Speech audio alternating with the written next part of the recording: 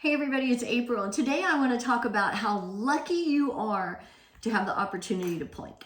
So I'm going to start on forearms. I'm going to switch around a little bit, and you can start however you like. Just a reminder of how to do your setup. If you're starting on forearms, wrap your hands around your biceps so you know you have the right distance. Forearms come out in front of you. You can interlace fingers if you like. Pull your shoulders down your back, then lift your upper back, lift your chest. Pull in your belly, come up on your toes, shift your weight forward. The timer has begun. And then just a reminder, you're in your plank, but you need to make sure it's a really good plank. So press into the floor again, broaden your upper back, pull in your belly again, tighten up your glutes, reach your tailbone toward your heels. So you've got it going on. I don't know if you could really see the difference when I was doing that second setup, but I could feel it. I really felt my spine, my abs, everything kind of moved around a little bit, engaged a little bit more. Think about your abs again. That's one of the things I constantly pull in and tighten my glutes. You know, I did a plank about how important your glutes are. I did that a few weeks ago. And it really is important that you do that because it does help you engage everything else. And that's what you're wanting when you're planking. That's one of the great things about it. So we're coming up on a minute. I'm going to switch to my hands. You can switch if you like or stay however you were. Press into the floor again. Make sure you come back to a good strong plank. I keep getting hair in my mouth today for some reason. So I want to talk about how lucky you are to be able to plank. For one thing, if you are able to get down on the floor, you're lucky. A lot of people can't. If you're able to hold yourself up on your hands for even a few seconds, you're lucky because a lot of people can't. If you can get into this nice form, pull in your belly, hold for several seconds. Think about how lucky you are that you're able to do that. You're able to keep strengthening.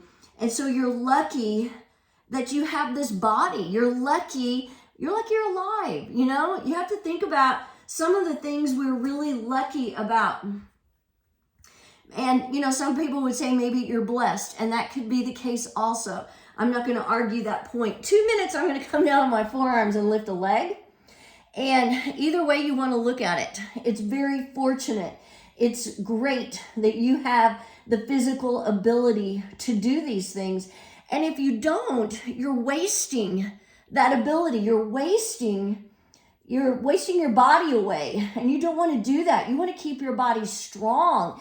You want to be able to do things that require some physical challenge maybe, or just be able to hold yourself up and keep yourself in shape into your later years. And by later years, you know, I'm in later years. I'm 60 and I'm still going at it. And I still try new things physically. I try to challenge myself and mentally. And they're all important. And that's another great thing about plank. It does require you to use your mind. Sometimes it's psychological in that you are trying to make yourself hold longer. You can talk yourself through it, you know. Oh, I only have a few more seconds. Or if I can just hold a few seconds longer. Or psychologically, you're also thinking what great things you're doing for your body while you're planking.